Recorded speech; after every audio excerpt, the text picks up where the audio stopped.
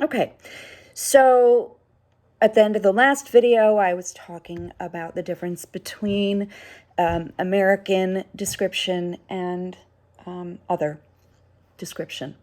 And it's becoming less and less true, but I'm old, so I'm old school.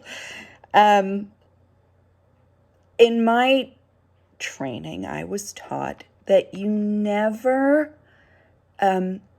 include your own opinion in the description.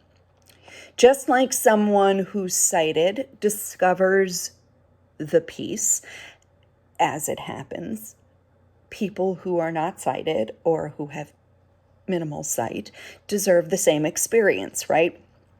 So our job is not to have an opinion about anything that happens, but just to say what we see. So to me, this would include facial expressions and body expressions. For instance, if the actor on the screen went, now that's ambiguous, right? So some people might see that as frustrated. Some people might see that as exasperated. Some people might see that as bored, right? It isn't up to us to decide what that expression is, even if the expression is, right? If the actor goes, and we say, Erin's eyes get wide, the person who is experiencing the media gets to decide what that means. Chances are they're going to read that as shock or surprise or possibly even fear, depending on the context of the film. So it isn't up to us to say, she smiles gleefully. We want to try to avoid adverbs. She looks dejected. No. She slumps her shoulders. She drops her head.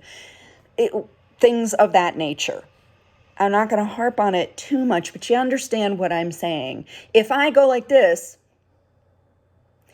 that can mean so many different things to so many different people. So rather than assigning a value to it, describe it. What am I doing? You know, I arch my eyebrow. I purse my lips. I tilt my head, whatever it is. And then you need your thesaurus. You need to be mindful that you don't say the same thing over and over and over again. There are a few phrases that describers use over and over again, and I am as guilty as anybody else, because sometimes there's just not enough room to say something more in depth, more descriptive. It's shorthand that we all get used to. I'm going to caution you to try and stay away from saying she furrows her brow more times than once in a description script. She draws her brows together. Pick some other part of the face, maybe. I don't know. It's hard, but, furrowed brows is a biggie. Just like in romance novels, quirking of lips. It happens a lot. So try and find multiple ways of describing common expressions. Okay? That's your homework. You didn't know you were getting homework, did you? Yeah. And that's it for today.